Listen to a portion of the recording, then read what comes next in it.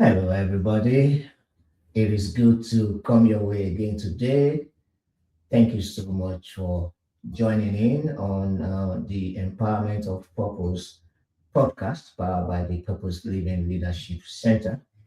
I'm glad to be coming your way again as we continue in our series, Concept of Life Lanes, the concept of life lanes. We have been able to identify and define what life lanes is all about. One of the things that I shared with you is that life lanes is your divinely mapped out route, your divinely mapped out route that is designed to get you into your life's purpose and your goals. We've discussed on a number of things, and I remember sharing also with you that sometimes it might be necessary for you to actually switch lanes, but you need to make sure that at the end of the day, you are staying on your lane because when you do, life becomes easy. Getting to your purpose becomes easier, and you have that energy of ease that makes you achieve all of your goals so easily.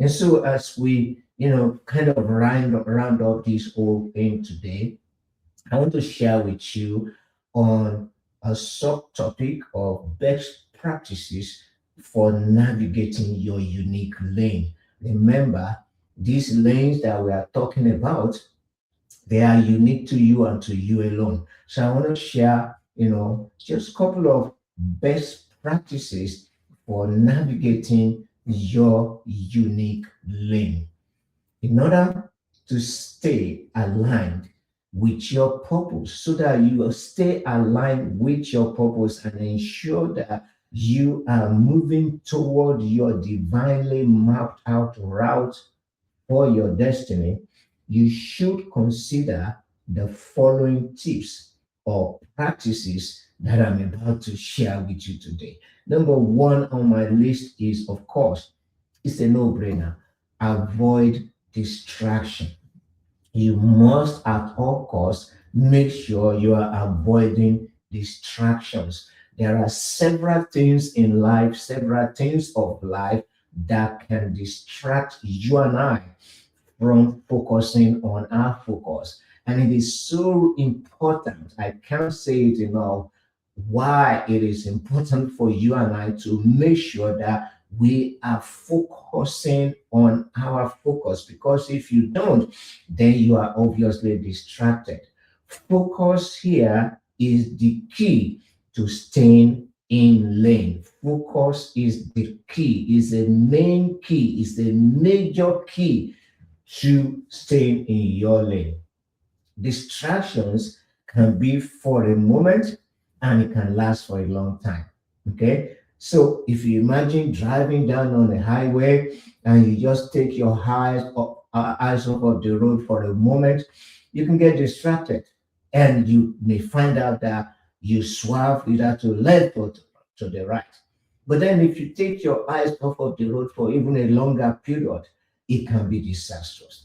And so these distractions that I'm talking about, which is important for you and I to avoid when you are journeying through life, it's important to make sure that you avoid them. They can last for a moment, they can last even longer until that time that you come to the realization of the fact that you are distracted.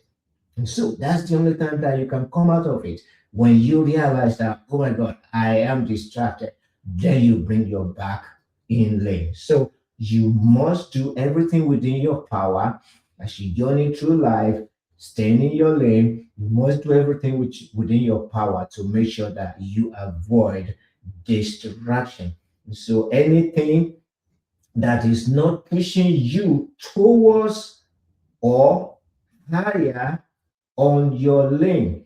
Anything that is not pushing you towards or taking you higher on your lane, you must realize and recognize it as a distraction.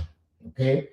Anything at all that is not pushing you towards, is drawing you back, is not taking you higher, on the journey to achieving your goal, achieving your purpose is a distraction. You need to make sure that you work on it.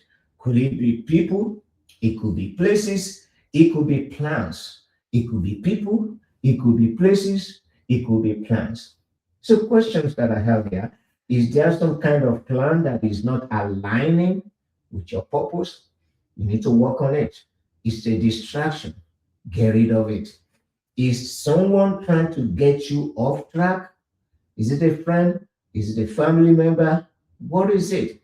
Is there someone that is trying to get you off track? When we talk about someone trying to get you off track, let me tell you this: they may not be doing this intentionally, but it does happen. But you have the responsibility and the duty to identify that, okay, this friendship, this relationship, this person, what they are doing, even though they may not know it, is getting me off track. Once you identify it, you need to back off from that. Okay. Another question that I have here is: does a particular place drag you back? Visiting a particular place, does it drag you backwards? These are some of the questions, personal questions that you need to ask from time to time in order to get rid of distractions. You identify these things, make amend, and you will be back on track.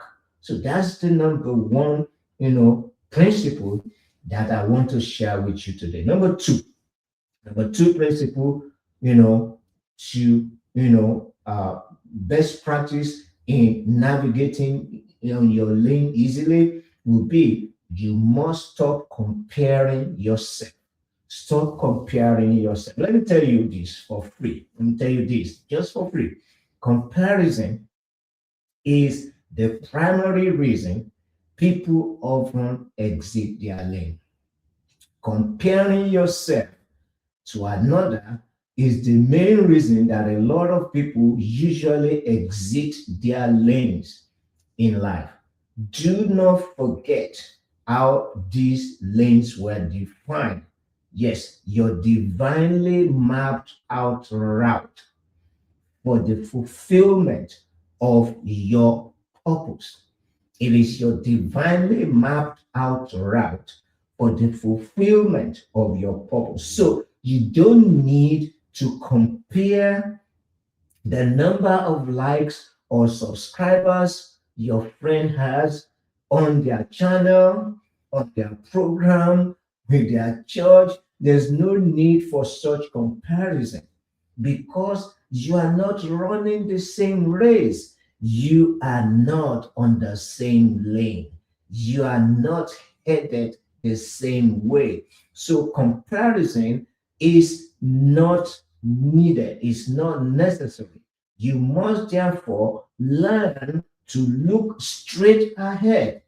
Yes, you heard me. You need to learn to look straight ahead on your own lane and not looking at your left or your right.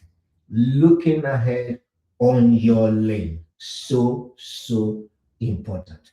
Number three tip that I want to share with you as best practice for staying in your lane. Number three is: you must make sure that you have lane markers. Yes, have lane markers. It is important to have established values that are designed to get you to your goals. Make sure you have established values. Have established values designed to get you to your goals. For example, if one of your values is integrity, okay, this is just an example. Let's assume that one of your values is integrity, and an opportunity arises up that will require some sort of compromise. Aha. You will know immediately, without a doubt, you're going to know that the path of compromise is not going to align with your values. Okay, you will know definitely that that path of compromise does not align with your value. And if it doesn't align with your value, therefore, you can be rest assured that, or you will agree with me that it is safe to say that that is not your lane. You would agree that it is safe to say that it's not your lane because the path is not agreeing with one of your values. That's just one example. So you need to make sure that you have lane markers, some sort of values that you have. The truth, for instance, can be a value. You know, I know that that's a value that everyone ought to have.